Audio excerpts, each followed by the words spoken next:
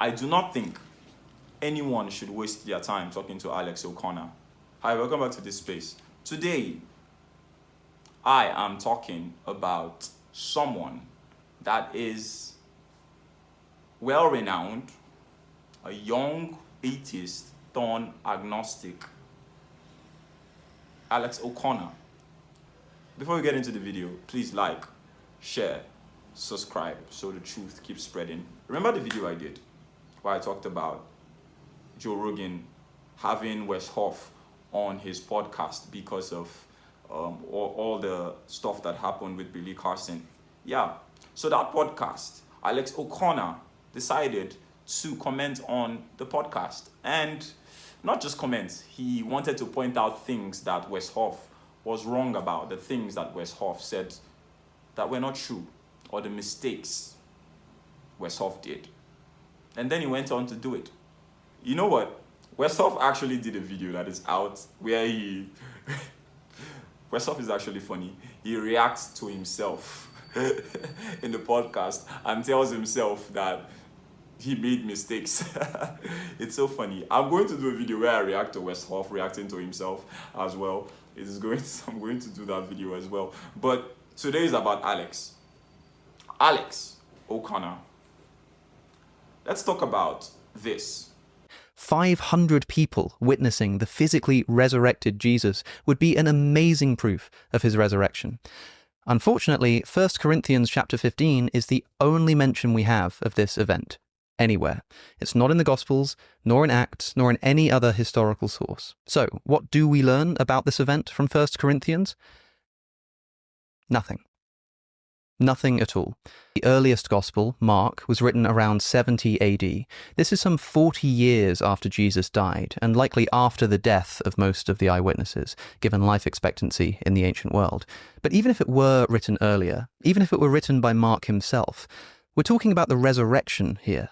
And notice that the earliest version of Mark's gospel does not contain any descriptions of post-resurrection appearances.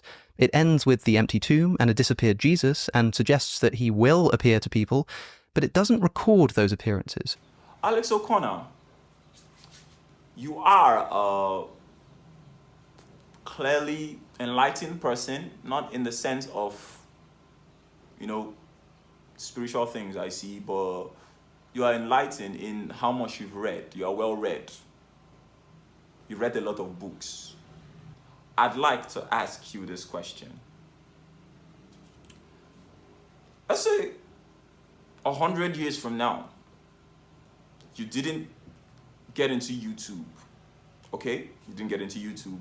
You have no records of yourself open to the public. No one knows Alex O'Connor 100 years from now, because no sources were available for Alex O'Connor to show himself to anyone. No YouTube, nothing. Does that mean Alex O'Connor did not exist? I do you one better, Alex O'Connor. You been there my village, Alex O'Connor. You been there my village. And in my village, they know you as a well-read person. You said a lot of enlightening stuff. You helped us. We've gained, development because of your mind. But we had no way to show that you were with us at all. So 100 years later, it's our word against people asking for evidence of you. Alex O'Connor, did you really exist? Or are you existing right now? My problem with all the scholars, actually, respect to every Christian scholar, anyone that is doing theology, everything. The problem is, y'all forget when Jesus said that. Blessed are those who haven't seen but believe. You forget that. You go around looking for evidence. You look for evidence so much that you forget that it's a faith thing.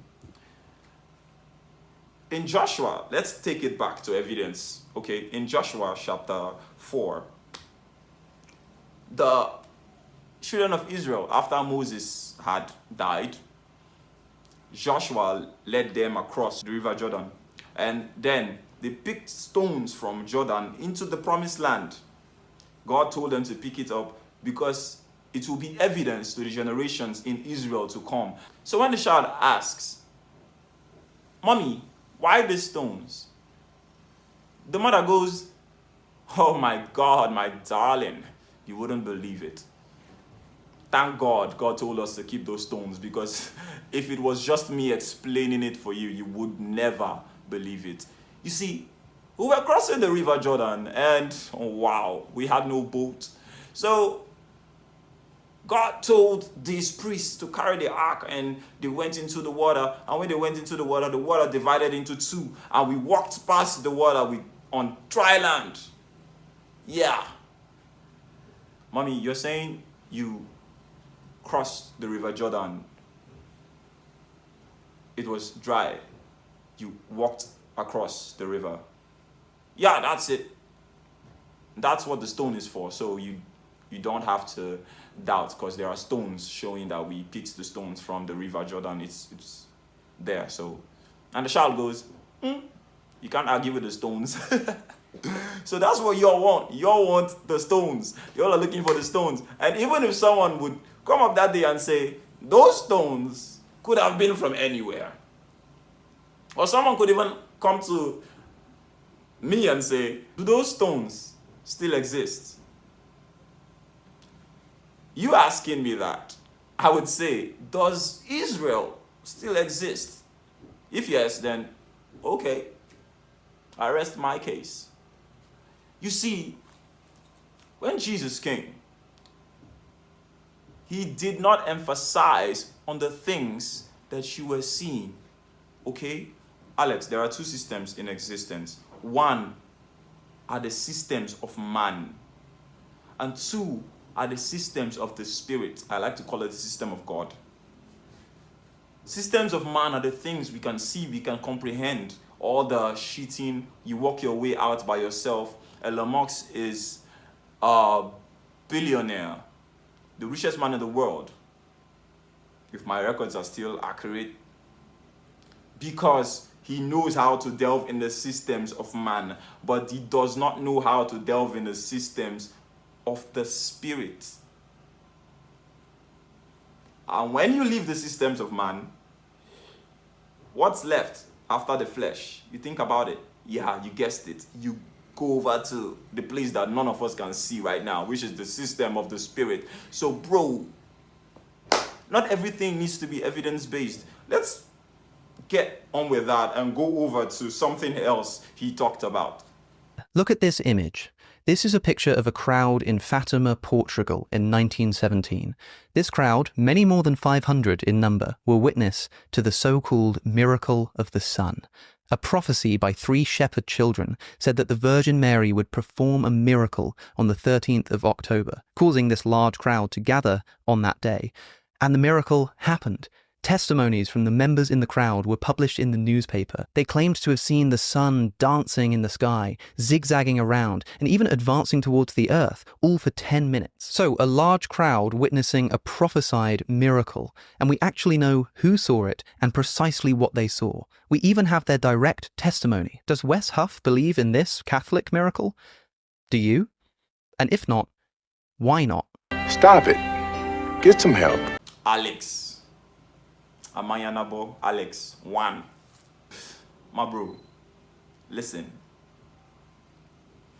Demons do miracles, okay? Demons, the devil does wonders. You are asking if that thing that they saw there, a miracle, was enough. If it is enough to validate because the shepherd boys said it was true, it happened because they saw it. People gathered, a mass number of people who saw the sky dance, the sun dance. In that case, it's a miracle, so we should believe it and say it was God. The same way Jesus appeared in the clouds in Acts of the Apostle. Of course, you could say it's from the Bible and It's not real. Okay, fine. I'm still going to use it though, because that's your own belief, not my problem. So, in Acts of the Apostles, there was a girl who could tell people's future, who could tell people's fortune. That was in God. Does that mean she's the same as the prophet that prophesied the birth of Christ? Or the prophets that prophesied whatever was prophesied in the prophets in the Tanakh? Would you say she is the same? The same spirit acts inside of her. The same spirit of God was leading her. And the Mary thing, come on. Ain't no one believing no Mary, okay? Mary is the mother of Jesus. Bless God for honoring men. That is the end of it. Even Jesus on earth respected his mother, but acknowledged the fact that she was a woman that was used by God, because all of us are vessels to be used by God for his own glory. The problem is with my brothers on the other side that give Mary more than she is supposed to be. I am sorry for saying this, but it is true. We have one mediator, and that is Jesus. That is all that matters. So you using Mary as a miracle worker or something. Stop it. Alex said something about Jesus appearing to people. Westhoff said this.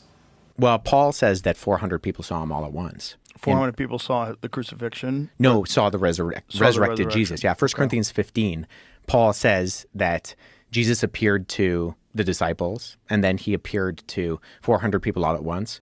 So Alex had a problem. He said it was 500 people, and then he started to analyze. How could, quote, more than 500 people all see the man Jesus, quote, at one time? That's a pretty large group of people. How closely could they have examined him? How could they all have got a good view at one time? Imagine a celebrity like Justin Bieber being surrounded by 500 people in the street. How well would you be able to make him out? Could you even be certain that it was him? Here's where it gets really interesting. Let's take a look at what Paul says in 1 Corinthians chapter 15, but in the original Greek in which Paul was writing. Here's Paul talking about the appearances. He appeared to Cephas, that's Peter, and then to the 12, then he appeared to the 500. But notice that in between the words appeared and 500, we have this word, excuse my pronunciation, epano. This word is typically translated here as more than. Hence, Jesus appeared to more than 500 brothers. But let's investigate this word epano. Every other time it appears in the New Testament, it's translated differently. The word epano means not more than, but over or above or upon. The only place in the whole New Testament where this word is translated to mean more than is, you guessed it, 1 Corinthians chapter 15. That's why, by the way, interestingly, if you look at the King James version of this verse, you'll read the following. After that, he was seen of above 500 brethren at once. Above. It's interesting, right? So, looking at the Greek, it seems plausible that Jesus did not appear to more than 500 people, but rather he appeared above 500 people. Yes, above. Do you see what I'm getting at? It was a vision in the sky, just like the sun miracle above Fatima or the cross of light above Constantine's army. It happened above the crowd. Stop it. Let's say he's seen above them. Even if it's a vision, let's say it's a vision. Did he not appear to them? You said what? What? What does appear mean? Appear. Whether it's in a vision that they saw him, whether it's real, he appeared. It is who appeared that matters. Note it, it is who appeared that matters. You are clearly being so petty in your attempt to debunk Westhoff that you started to forget the minor things that will make your well-read status look not so well read, because it seems you forgot the meaning of appear. Yeah. Whether it's above them or more than, the idea is he appeared. And my bro, visions ain't something that is new, okay? Many people have had revelations about things that actually happened. Are you going to say there were no soothsayers in the world? No one saw anyone's future in the world at all. They were all fallacies. Okay, now this is my message to you, Alex O'Connor. If you watch this, and to anyone, this is my message to anyone as well that has a problem or has the mindset that Alex O'Connor has. Listen carefully. Like I said before, there are two systems in the world. One is the systems of man, things we can see. Two, the systems of the spirit. We cannot see those. You are explaining or trying to decipher the things that cannot be seen by your logic.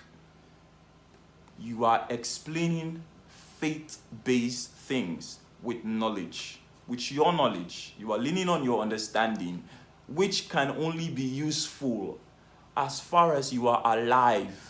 Because that is only when the thing you know about the thing will matter. Because the thing that you know about that thing won't be used in wherever you are going to go to. Do you get me? Do you feel me? You don't get it, right? Let's talk about the systems specifically. I'm going to do a separate video definitely about the systems that are at play. Stay subscribed. If you have not subscribed, subscribe right now, because a lot is going to come up and it's going to enlighten you and speak to you in truth. This is it.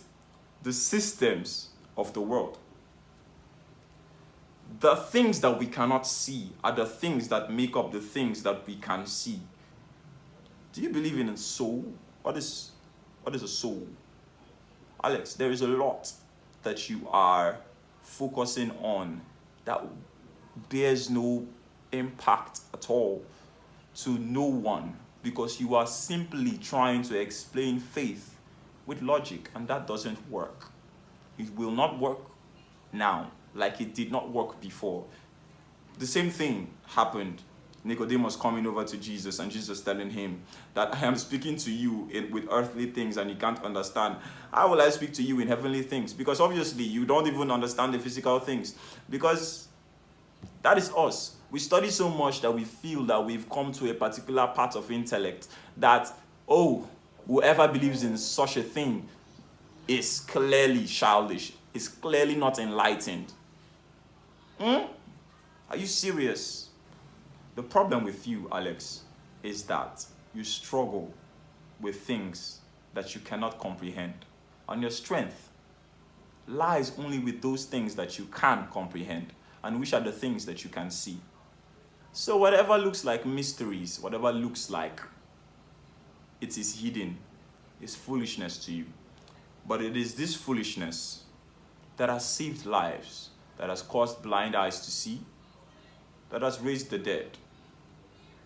And it is this foolishness that men have believed and they are with the Lord now. Let me tell you something, Alex O'Connor. Before Christmas, I was at a friend's and we heard something and my friend went out. And right there, I followed behind reluctantly because I'm not that kind to always, move. So I followed behind, and when he was there was a little girl, she was dying. And everyone was trying to revive her, making sure she does not go off to the other side. And this was a little girl. Do you know what I did? Because of what I knew and because of the fact that I have learned to not lean on what I can do, because ultimately I know I can do nothing. I went there and I was praying. And then I told them to call a doctor. They didn't call a doctor. I was still praying, even when the girl wasn't reviving. The girl almost had no way, because she was so small. Whatever was happening, she had no strength. But Alex, this girl. We had to drive a long distance to the hospital. God sustained this little girl. And when she was checked on, she revived back to strength, and it even shocked the doctors because she was talking. So she was a talkative, okay? She had no business talking, but she was. I almost cried. Her brother cried. Her brother was so strong from the beginning. He didn't really act on anything. In the beginning, he was trying to console his mom and everything. But when he saw that his sister revived, that is when he started to cry. Alex, there are things you cannot see. Powers at work that you do not know. The fact that you can't see them doesn't mean they don't exist. Let me tell you this, Alex. In the ground scope of things and the kingdom of God, you ain't stopping nothing. I know you're relating with Christian people trying to show that you are listening to their views and everything. Obviously, you are trying to listen and say you are learning, but obviously you are not learning because you still lean on your own understanding, and we have no use for your understanding. We don't have a use for it right now, and we won't have a use for it when you die or when we die. None of us will have a use for whatever we know that is physical when we go. Not Elon Musk, not any scientist or rocket scientist, not a philosopher in the world. We are useless unless we actually accepted the thing that would have made us useful. And that is Jesus, my bro. That is Jesus. Do you know someone else that was very studious? Saul, before he became Paul. He was enlightened. He knew a lot of stuff. About the Jewish religion, about God. But then he found out that he did not know God at all. Because he had not known the person of Jesus. Your understanding counts for nothing when it is not centered on Jesus and on faith. I remember you said you were looking for God all your life, Alex O'Connor. You've been looking for God all your life. That is what you said. It got you to go to school, you studied about God, you studied a lot. Those are the things that you looked for God in. You've been looking for God wrongly. Okay? If Saul didn't find God, Alex won't find God either until he stops trusting in his own understanding. Your knowledge ain't important. God is waiting for you to get out of yourself and say, Lord, please, I know nothing. I can do nothing. I walk in faith. I may not see you in evidences, in papers, in documents, but I choose to believe that you are real. So, Lord, let me walk in the reality of your grace and of your love. That is all. Not you trying to study or find God because you cannot do it. Because obviously you've tried for years and you simply can't. And then you went over to the other side. Because it is so easy to deal with the things you can see, but it's harder to deal with the things you cannot see. So you just discard them because you can't explain. Your so-called journey to God or looking for God, it's clearly a journey. If you sit down and think about your journey, Alex, you would see that your journey has been one that is revealing to you that you are someone that does not walk in faith. You do not walk in faith, and you need to walk in faith. Because if you don't, you are never going to see it. And before you do, it will be too late. Yeah. Christians are still called to dust their feet at cities or for people that literally reject Jesus. So, I do not think anyone should waste their time talking to Alex O'Connor. if he refuses to relate in faith, as long as he keeps trying to use logic, I don't think anyone should have a conversation with, because we've endorsed it. I've seen videos endorsing it. Not Cliff, Knatley, not Cliff or anyone.